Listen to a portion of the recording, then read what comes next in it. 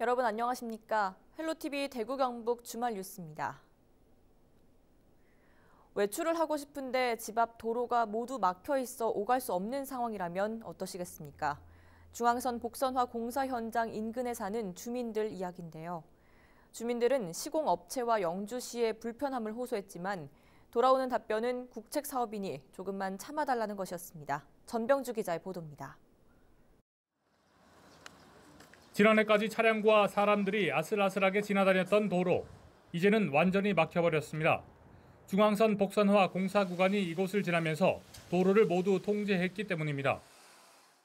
중앙선 복선전철화 404 구간 현장입니다. 이곳 마을에는 약 3가구가 살고 있는데요. 이곳 도로가 주민들이 밖으로 오갈 수 있는 유일한 통로였지만 최근 도로가 통제되면서 이렇게 완전히 막혀버렸습니다. 사람이 오갈 수가 없도록 돼 있는데요. 반대쪽으로 한번 가보겠습니다.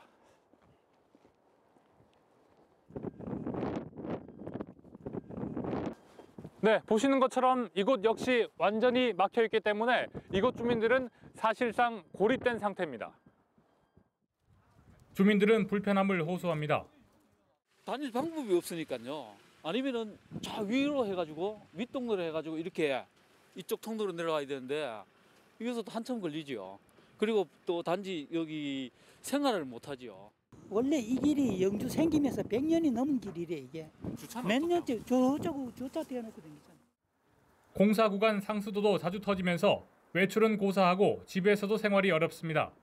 물이 안 나온다 그러면 받아 놓는데 예고 없이 갑자기 그냥 터지니까 저때는 진짜 한 시간 넘게 기다려. 2시간 정도 기다려. 2시간 넘어. 예, 그렇게 기다리는데 손을 이래가지고 씻지다고 화장실 닦아가지고 기다리고 있으니 방에 누워있다가 어디 뭐 손을 댈 수가 있는겨. 택배도 여기서 길이 이리 돼가지고 못 와가지고 저까지 받으러 가야 돼요.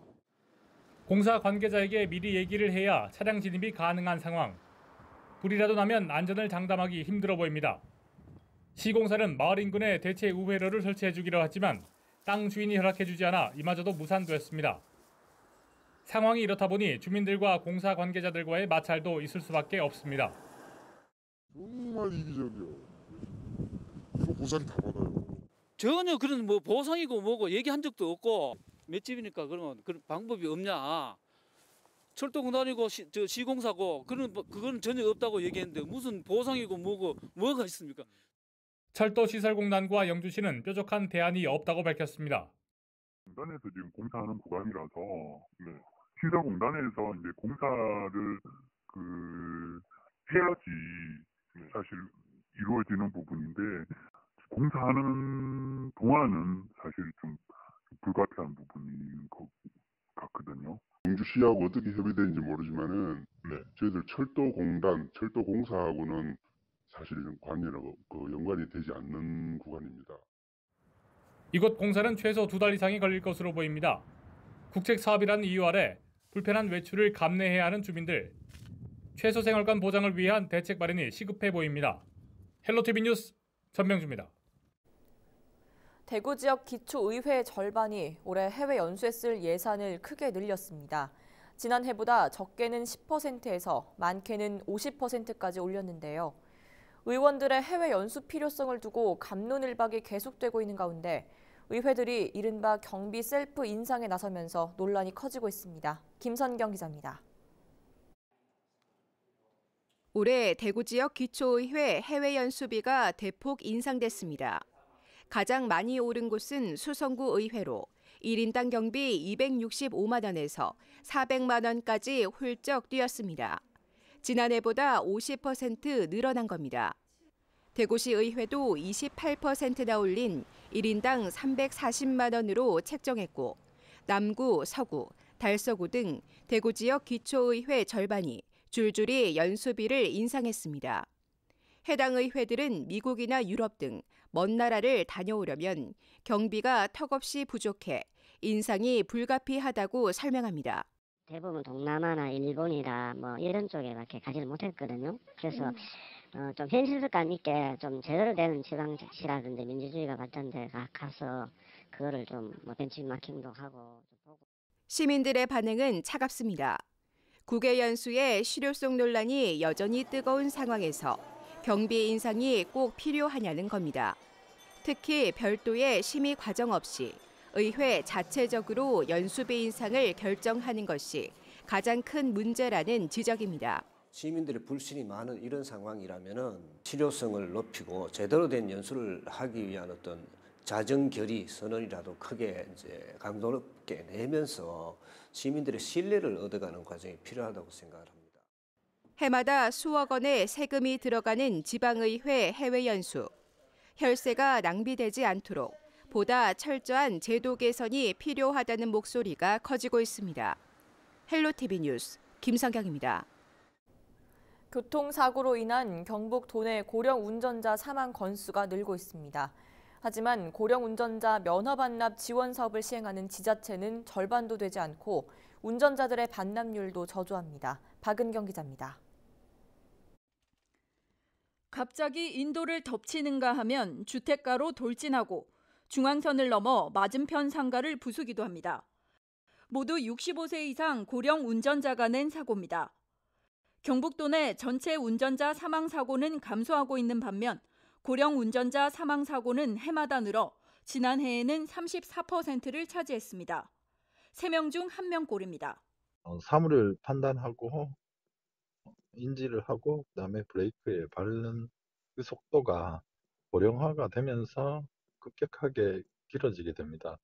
핸들을 틀고 브레이크를 잡는 근력이 떨어지기 때문에 민첩성이 떨어지기 때문에 경북에서도 고령자가 면허를 반납하면 교통카드 등을 지원하는 사업을 시행하고 있지만 반납률은 0.1%도 되지 않습니다. 도내 23개 시군 중 8개 지자체만 시행 중인 데다 20만 원 안팎으로 지원금도 적고 면허 반납 후 이동수단도 마땅치 않다는 이유입니다. 나이 먹은 사람이 그 확률이 높기 때문에 그 우려성도 있어가지고 나도 반납하려고 마음먹고 있어요. 서울하고는 교통비를 지급하기 때문에 나 그 경제 소식이 오는가 싶어 기다리고 있었습니다. 지난해 말 기준 경북도 내 65세 이상 운전면허 소지자는 21만 8천여 명. 면허 반납을 이끌어낼 실효성 있는 지원책은 물론 서로의 안전을 위해 고령 운전자 스스로가 운전대를 내려놓는 결단도 필요해 보입니다. 헬로티비 뉴스 박은경입니다. 해마다 출생아 수가 급감하고 있는 경북 각 지자체들은 하락세를 조금이라도 막아보려 출산 지원금을 지급하고 있는데요. 더 많이 주는 현금 복지성 경쟁이 치열해지면서 출산 지원금을 몇백만 원씩 늘리고 있습니다. 실효성이 있는 걸까요? 권수경 기자가 보도합니다.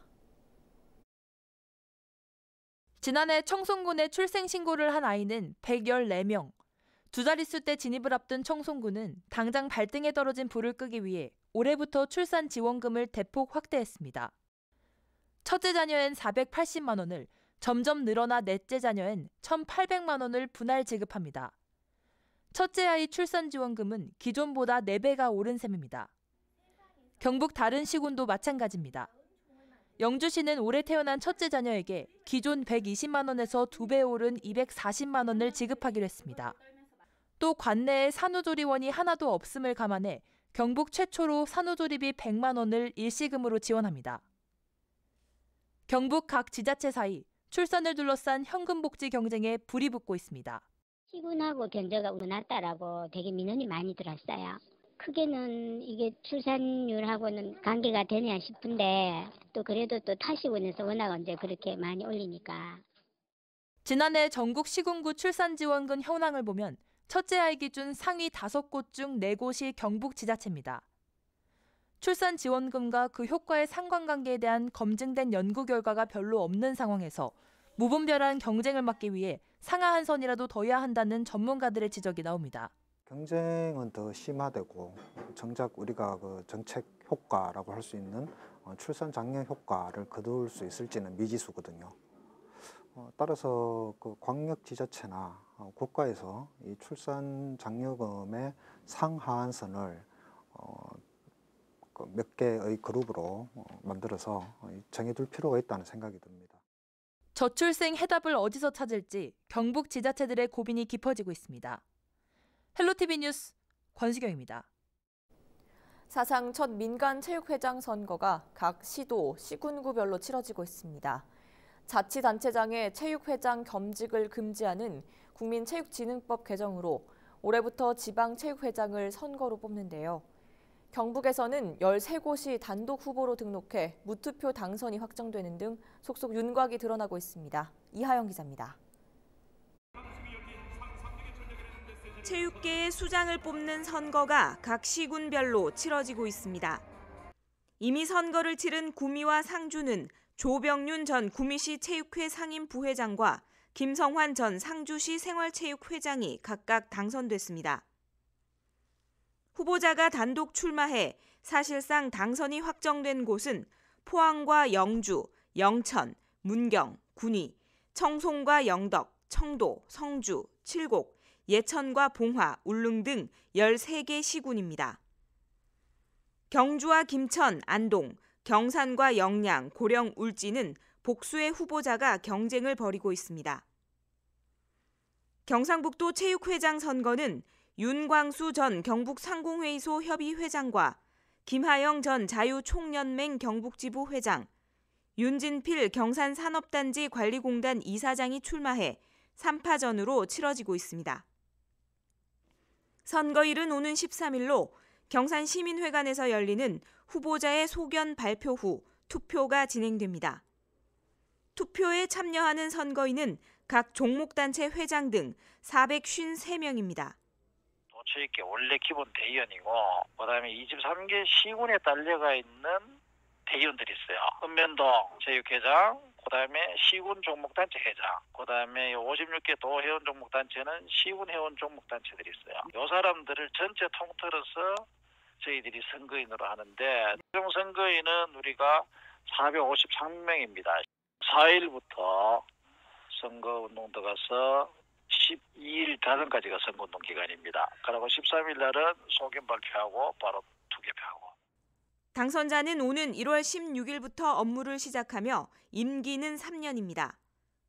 그동안 자치단체장이 당연직으로 맡아왔던 체육회장을 선거를 통해 뽑는 만큼 체육계의 독립성과 자율성을 보장하자는 기본 취지를 살릴 수 있을지 관심과 기대가 높아지고 있습니다. 헬로티비 뉴스 이하영입니다.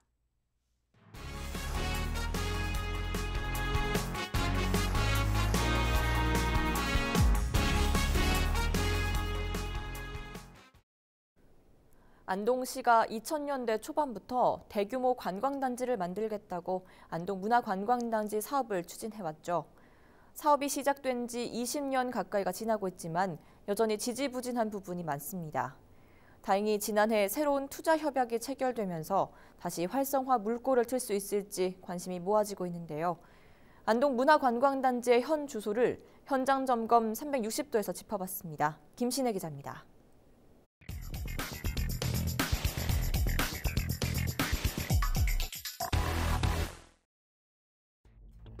여기저기 방치된 공터에 잡초도 무성합니다. 넓은 주차장에는 차량이라곤 찾아보기 어렵습니다. 사업이 시작된 지 20여 년이 다 돼가는 안동문화관광단지의 현재 모습입니다. 안동문화관광단지는 2002년부터 2025년까지 총 사업 기간이 24년입니다. 현재 전체 사업 기간의 5분의 4 정도가 이미 지났고 2025년까지는 5년 정도 남았는데요. 아직까지도 이렇게 상당 부분이 텅 비어 있습니다. 안동문화관광단지의 전체 면적은 165만 5천 제곱미터. 축구장 23개를 합친 것보다 넓은 규모에 분양도 70% 이상 마쳤지만 실제 건물이 들어선 곳은 극히 일부입니다. 공공부문으로 진행된 유교랜드와 온뜰의 비움, 전망대, 민간부문의 골프장과 호텔, 일부 상가가 전부입니다. 안동문화관광단지를 두고 허허 벌판이라는 비판이 나오는 이유입니다. 굉장히 잡초라든가 이런 게 굉장히 너무 지저분하다 그래야 되나요? 좀 굉장히 복잡하다라는 느낌을 굉장히 많이 받았어요. 지난 2017년에도 3년 뒤인 2020년이면 워터파크가 들어선다고 알려졌지만 아직 구조물도 세워지지 않았습니다. 안동시는 경기가 좋지 않은 탓이라고 말합니다. 제일 그림은 경기고 투자하려는 사람들이 투자를 많이 자제를 하잖아, 그죠? 지금 현재 그런 부분들이고, 그 다음에 이제 조성 계획을 수립해 놓은 지가 조금 오래되다 보니까 조금 실행에 조금 맞춰야 되는 부분들도 있어요. 타격은 고스란히 상가주인들 몫입니다. 기대감에 부풀어 들어왔지만 적자를 면하지 못하고 있습니다. 저희가 3년 반 정도 됐는데 해마다 조금씩 줄더라고요. 작년에 비해서 첫 해에 비해서 줄고 그다음에 이렇게 줄고 저희가 이제 작년보다 한 200~300씩 마이너스는 되더라고요. 여기 뭐가 들어서면 계속 그것만 기다리고 있는데 한다는 얘기만 있고 하고 아무것도 이제 실체가 없으니까. 활성화 가능성이 없는 것은 아닙니다. 지난해 11월 안동시와 지역의 한 중견기업은 안동문화관광단지 안에 휴양형 콘도와 놀이시설을 짓기로 합의했습니다. 기업이 250억 원을 투자해 사업을 추진하고 안동시도 행정적, 재정적 지원을 하겠다는 겁니다. 추가로 예산이 확보돼 올해 설계에 들어가는 사업도 있습니다. 안동시는 엄마 까투리를 주제로 한 체험공간 상상놀이터를 관광단지 안이나 주변 사유지에 만들 계획인데 총 사업이 161억 원 중 올해 8억 원이 투입됩니다. 또 지난해부터 추진 중인 생태순환로 사업에도 총 사업비 44억 중 2억 2천만 원이 연말까지 투입됩니다. 20여 년 가까이 지지부진해오던 안동문화관광단지 사업. 새로운 투자가 다시 활성화 물꼬를 틀 수 있을지 주목됩니다. 현장 점검 360도 김신혜입니다. 대구 안심습지에 특별한 겨울 손님이 찾아왔는데요. 바로 흔히 백조로 불리는 천연기념물 큰 곤입니다. 해마다 보통 100여 마리, 많게는 500여 마리가 날아드는데요. 겨울 진객 큰 곤이들의 모습을 카메라에 담았습니다. 권미경 기자입니다. 큰 곤이떼가 물이 지어 유유히 물살을 가릅니다. 머리를 연신 물에 담그며 먹이를 찾기도 하고 긴 목을 깃털 사이에 파묻고 잠을 자기도 합니다. 천연기념물인 큰 곤이 100여 마리가 대구 안심습지에서 겨울을 나고 있습니다. 큰 곤이는 주로 시베리아 툰드라 지역에서 사는 새로 겨울이면 추위를 피해 한국과 일본 등으로 내려옵니다. 대구에서 큰 곤이가 처음 관찰된 건 90년대 중반쯤. 날씨가 그리 춥지 않아 낙동강 하류로 내려가지 않고 먹이가 풍부한 안심습지를 찾기 시작한 겁니다. 먹을 수 있는 식물들이 많이 이렇게 서식하고 있습니다. 자라고 있습니다. 그러니까 먹이도 좋고 기온이 조금씩 이렇게 올라가고 있기 때문에 뭐 더 이상 남쪽에 안 가도 여기서 살 수 있겠다, 겨울을 날 수 있겠다 해서 이렇게 머무는 거거든요. 최근엔 12월 초쯤 100여 마리, 이듬해 2월까지 많게는 500여 마리를 볼 수 있습니다. 대구시는 큰 곤이의 서식 환경을 보호하는 동시에 조류 인플루엔자 예방 활동을 펼치고 있습니다. 시민 홍보를 위하여 안내판을 설치하고요. 그리고 조류 인플루엔자 예방을 위해서 지역에 대한 순찰과 방역 관리에 철저를 기하도록 하겠습니다. 겨울 진객 큰 곤이는 안심습지에서 겨울을 보내고 오는 2월 말쯤 다시 3,000km가량을 날아 북쪽으로 돌아갑니다. 헬로티비 뉴스 권미경입니다. 영천시가 지역 관광 활성화를 위해 중장기 발전 계획을 마련하고 본격적인 추진에 나섰습니다. 보현산댐 일원을 관광벨트로 만들어 체류형 관광도시를 조성한다는 계획입니다. 이하영 기자입니다. 보현산 천문대와 천문과학관 등 특색 있는 관광 자원을 보유하고 있는 영천. 하지만 경주와 포항 등 인근 관광도시와 대구와 울산 등 주변 대도시 사이에서 스쳐 지나는 곳으로 인식되어 왔습니다. 영천이라는 동네가 저희가 이제 여기 봤을 때 대도시하고 그다음에 경주라고 하는 아주 우수한 관광지하고 이렇게 경쟁을 해야 되는 그런 위치에 있잖아요. 그러다 보니까 좀 상대적으로 좀 소외된 지역인데 만약에 영천을 방문한다고 하더라도 낮에 잠시 들렸다가 이렇게 가는 거지 이렇게 하루 자고 가고 일어날 수 있는 그런 게 없는 게 좀 제일 큰 문제 중에 하나죠. 영천시가 체류형 관광도시 조성에 본격적인 시동을 걸었습니다. 보현산 권역의 다양한 관광 자원을 한데 묶어 관광 벨트를 구축하기로 했습니다. 보현산 관광벨트 사업은 보현산 댐에서 저 오리정리까지 한 4.5km 정도 반경이 되거든요. 그 지역에 저 힐링이라든지 휴식이라든지 체험을 갖다가 한꺼번에 집약해서 온 가족들이 즐길 수 있는 그런 종합 관광 단지로 만들려고 하거든요. 그래 올해는 이제 그 보현산 댐, 보현산 녹색 체험터하고 여행자 센터가 이렇게 완공되고 내년에는 보현산 댐 출렁다리가 완공되는데 특히나 우리 저 보현산 댐 출렁다리는 일반 다리가 아니고 관광 자원으로서 디자인에 더욱더 중점을 줘서 좀 아름답고 예쁜 다리로 만들려고 하고 있습니다. 옛 자천중학교에는 체험과 전시 편의시설을 갖춘 녹색 체험터를 조성하고 보현산 일원에는 별 관측돔을 설치해 별 명소화 사업을 추진할 계획입니다. 기존의 지바이어 등과 연계한 탐방로를 조성하는 등 관광 자원을 효율적으로 활용하기로 했습니다. 헬로티비 뉴스 이하영입니다. 경북도가 난임 부부의 경제적 부담을 덜기 위해 올해부터 시술비를 최대 110만 원까지 지원합니다.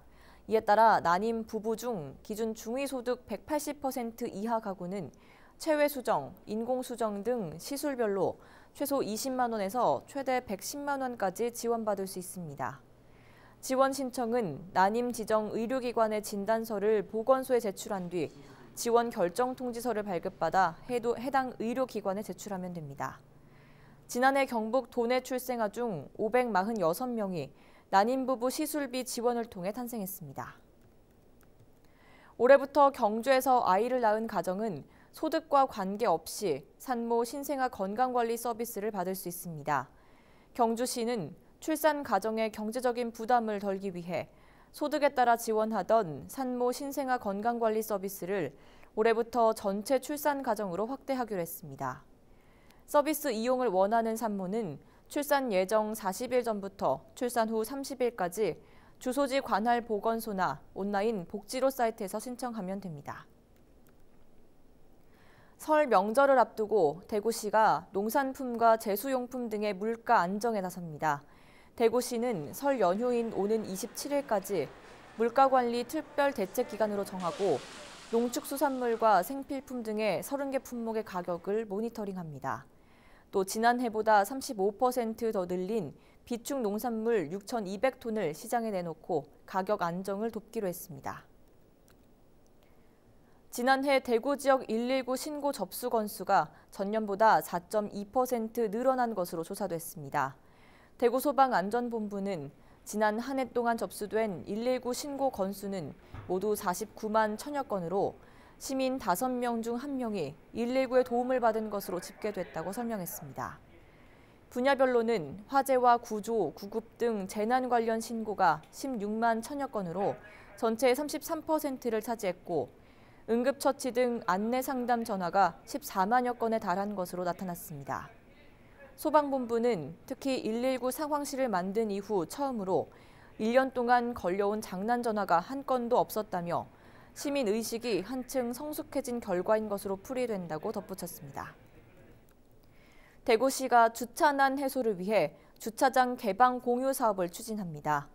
대구시는 대형 건물과 학교, 종교시설 등이 부설 주차장을 주민들과 함께 쓸 경우 주차시설 개선 공사비로 최대 2천만 원을 지원할 예정입니다. 지난해 주차장 개방 공유 사업에 동참한 곳은 모두 27곳으로 주차 면수 1,799면이 개방됐습니다. 전국 광역시 가운데 처음으로 대구의 성인 발달 장애인을 위한 돌봄센터가 들어섭니다.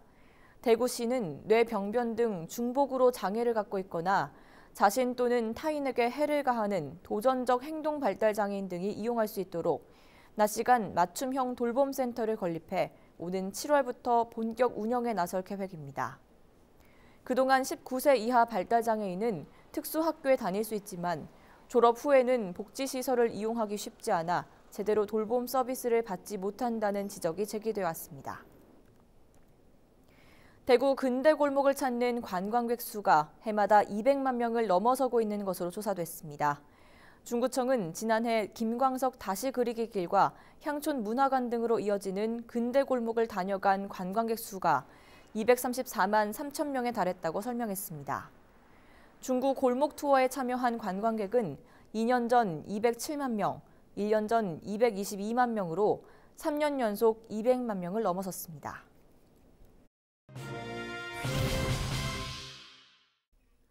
지역의 이슈를 짚어드립니다. 헬로 이슈토크 함께 하시죠. 선거법 개정안 통과 이후 대구 경북에도 적잖은 변화가 예상됩니다. 4월 총선이 이제 100일도 채 남지 않은 상황에서 우리 지역에는 어떤 영향이 있을지 또 전반적인 분위기는 어떤지 짚어보겠습니다. 기화서 경안신학대학원대학교 커뮤니티 정책학과 교수 그리고 김준종 경북 인터넷방송 대표와 함께합니다. 두 분 어서 오세요. 안녕하십니까? 네, 안녕하십니까? 네, 먼저 21대 국회의원 총선을 3개월 정도 남겨두고 있습니다. 최근 선거법 개정안이 국회 본회의를 통과했는데요. 이 내용부터 좀 짚어볼까요? 네네. 그야말로 이번 선거법 개정안 참 작년 한 해 내내 시끄러웠죠. 네. 원래 지난해 11월까지 국회 본회의에 부의되었던 선거법 개정안이 원래 골자는 이렇습니다. 네. 현재 우리나라의 국회의원 숫자가 전체 300명입니다. 네. 300명 안에 지역구에서 당선된 사람의 숫자가 253석이죠. 네. 3석이고 나머지 47석이 비례대표입니다. 네. 각 직능별로 대표자를 뽑는 걸 얘기하는 거죠. 그런데 이걸 이제 원래 11월 달에 부의됐던 그 안건에는 지역구 의석수를 확 줄이고 비례대표를 늘리자는 거였어요. 네. 비례대표를 최대 75석까지 확대하자라는 거였는데 네.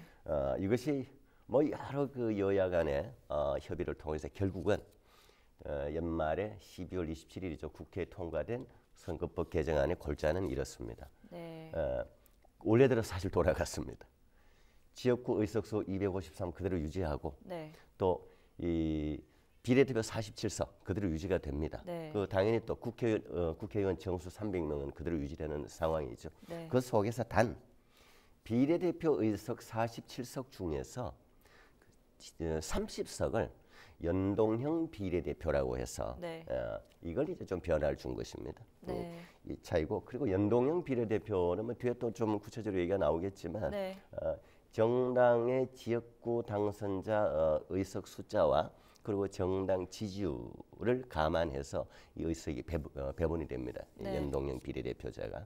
그리고 또 하나는 이번 선거법 개정안의 핵심은 지금까지는 이제 선거 연령이 만 19세부터 시작이 되었죠. 만 19세 이상이었는데 이번엔 한 살 낮추어서 만 18세부터 적용이 된다는 것이 핵심 골자입니다. 네. 네. 방금 기 교수께서도 짚어주셨지만 연동형 비례대표제가 핵심이라는 이야기인데요. 이게 어떤 내용인지 설명을 더 해주시죠. 네. 사실 지금 시청자 여러분께서는 연동형 비례대표제냐, 네. 또 준연동형 비례대표제 이 부분에 있어서 용어에 대한 어떤 그런 좀 혼란이 있을 것 같습니다. 네.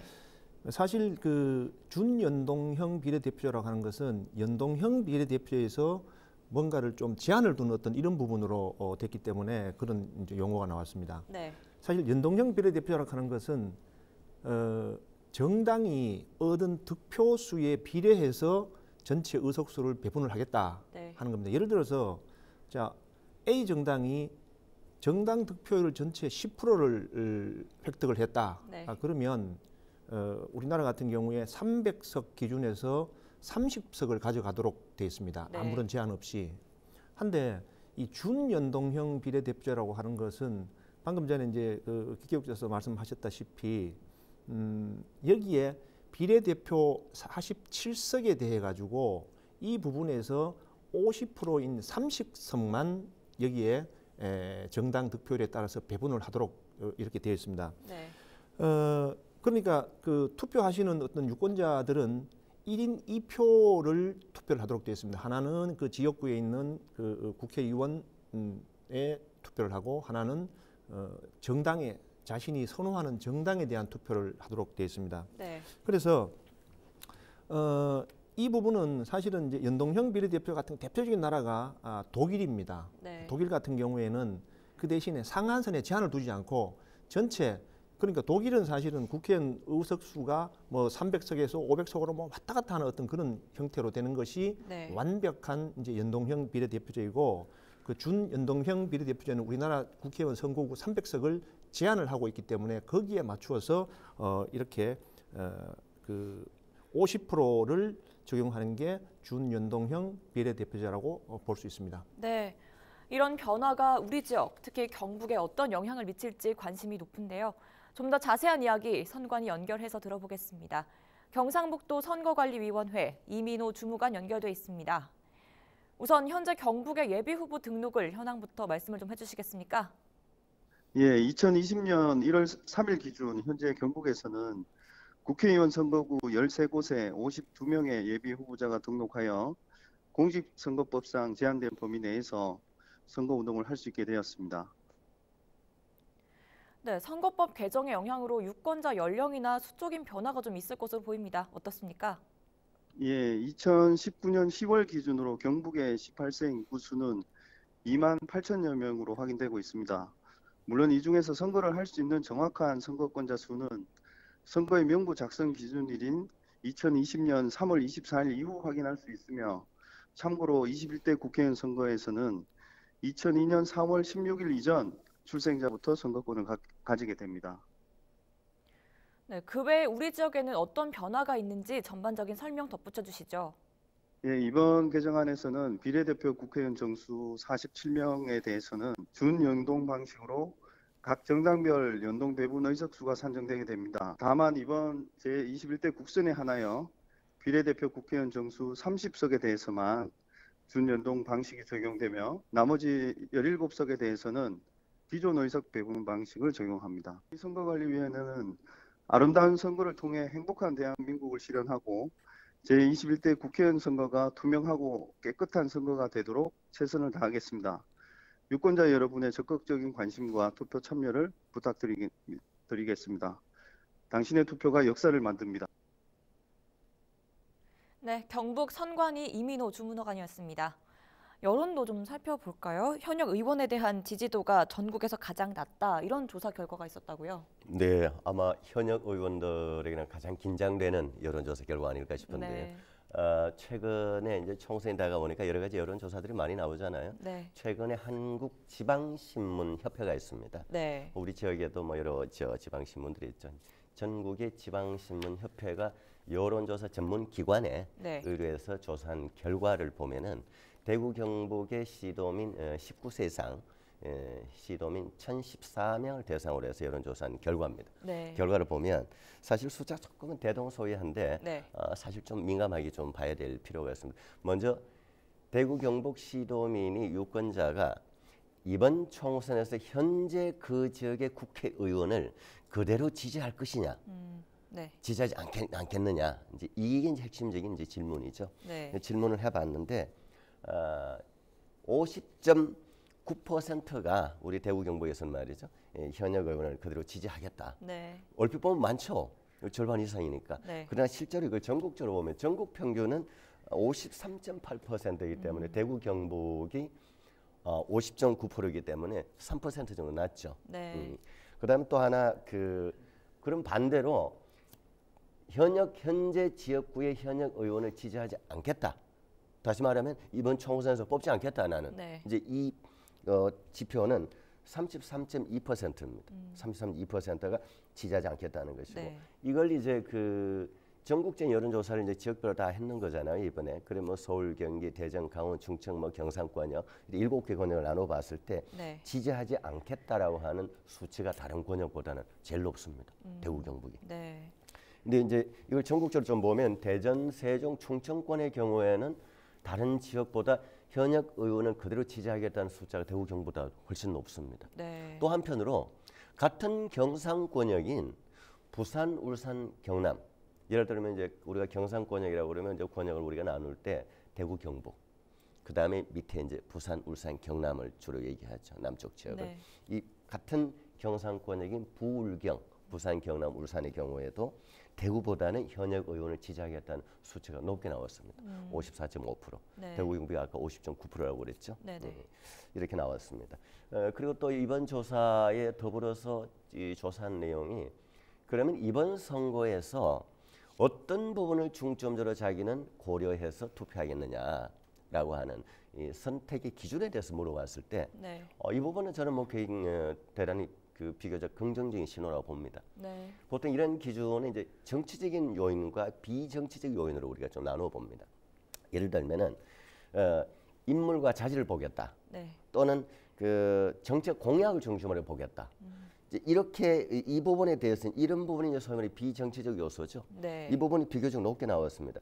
인물과 자질을 보겠다는 비율이 35.9%. 네. 그리고 정책과 공약을 보고 투표를 하겠다는 것이 이제 24% 좀 넘죠. 넘고 그 외에 이제 뭐 소속 정당이 어디냐, 그리고 자기의 정치적 신념, 뭐 소신 이런 것이 이제 좀 참고되는 것입니다. 네. 다시 말하면 정치적인 고려 요소보다 비정치적인, 원래 이거 의회 민주주의에서 우리 국민들이 투표를 하는 데 있어서 이런 비정치적 요소, 사람을 보고 정책을 보고 투표한다는 것이 가장 사실 합리적이고 교과서적인 것이죠. 네. 이 부분이 높다라고 하는 것은 저는 상대적으로 좋은 결과다라고 생각을 합니다. 네.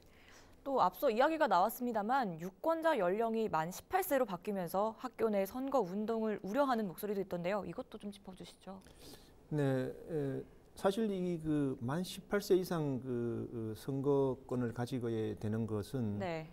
지난 4월에 패스트트랙 이 공직선거법이 패스트트랙에 올라갈 때에 없었던 부분이죠. 그래서 이게 아까 이제 그 기 교수께서 말씀하신 것처럼 뭐 여러 가지 해서 거의 그 원안대로 돌아오면서 석패율제가 빠지면서 네.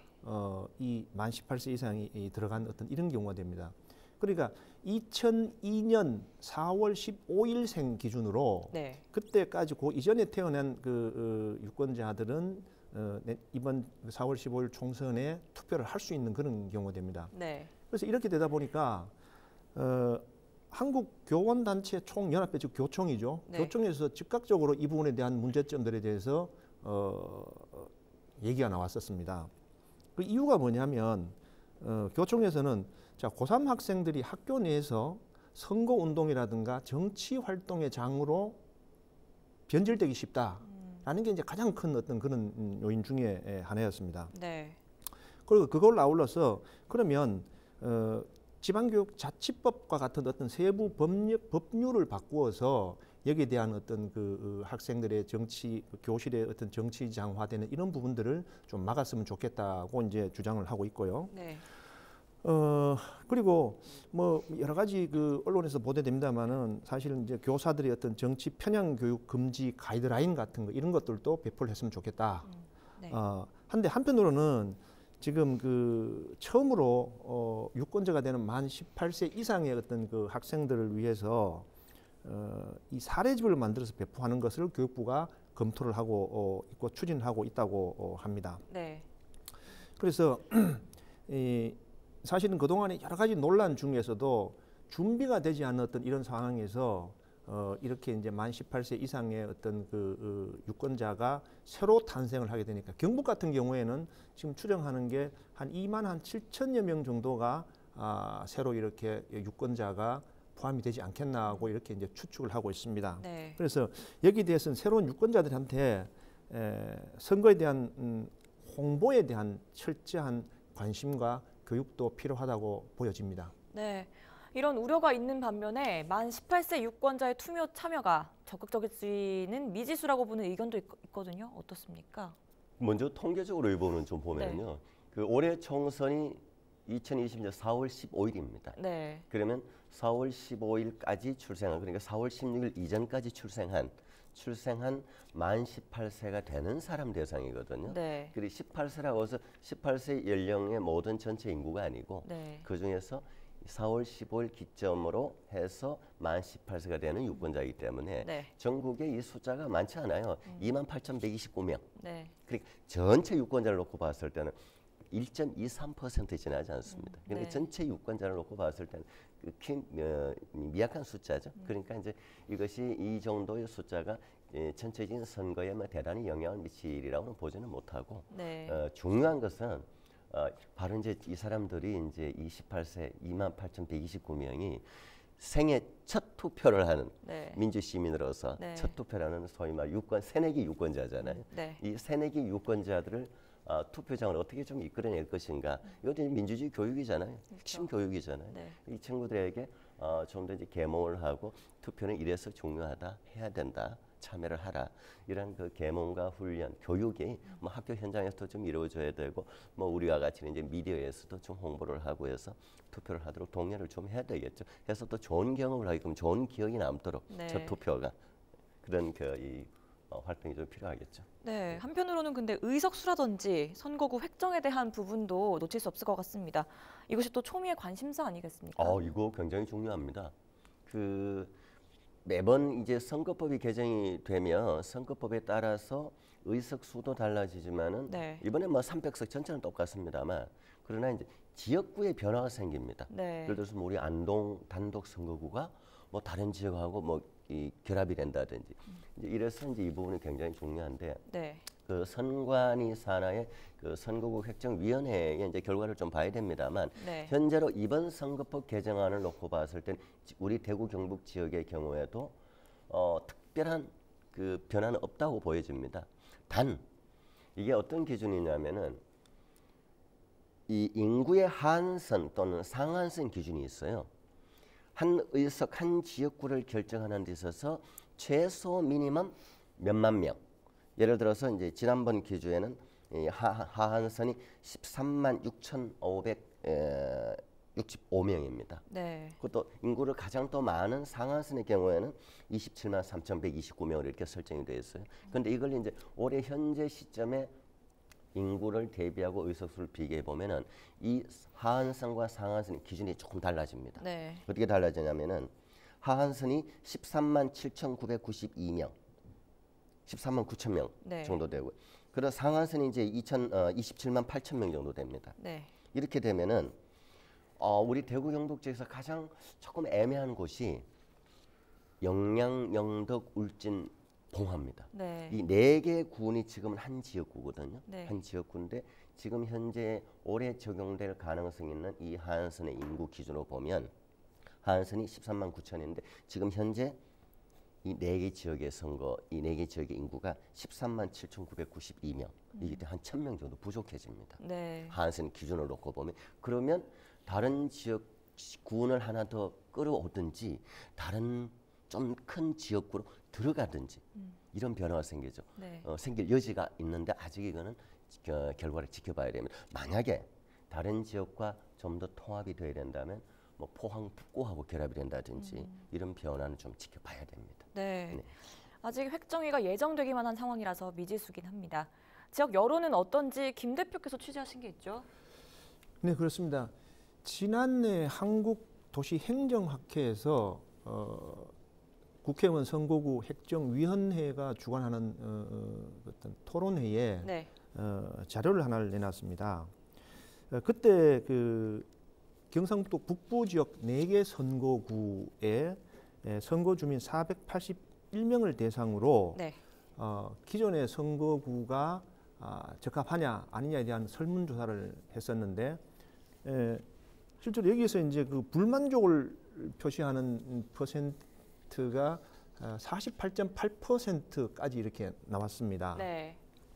특히 그 지역별로 보면은 영주, 예천, 문경 선거구 같은 경우에는 59점, 거의 한 60%가 불만족을 표시하고요. 네. 그다음 상주, 군위, 의성, 청송 같은 경우에도 53.9%가 현행 선거구에 대해서 생활권이라든가 지역 간 이해관계를 꼽으면서 불만족을 표시를 했었습니다. 네. 이에 따라서 선거구 획정 개선이 필요성에 대해서는 뭐 영주, 예천, 문경이 거의 83% 정도가 바꿔야 된다. 네. 그리고 또 상주, 군위, 의성, 청송도 74% 정도, 그리고 영양, 영덕, 봉화, 울진도 60% 정도 순으로 높게 이렇게 나타났습니다.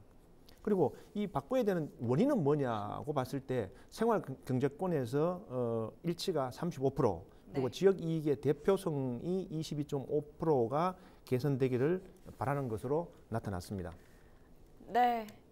선거법 개정 이후 지역에 미칠 영향이 어떨지 유권자들의 관심이 쏠리고 있습니다. 아직까지는 예비 후보 등록 단계에 와 있고 선거구 획정이라는 과제도 남아있는 만큼 4월 총선 전까지 계속 관심을 가져야 하지 않을까 싶습니다. 이 시간 헬로 이슈토크는 여기까지 하겠습니다. 함께해 주신 두 분 오늘 말씀 고맙습니다. 네, 고맙습니다. 감사합니다. 고맙습니다.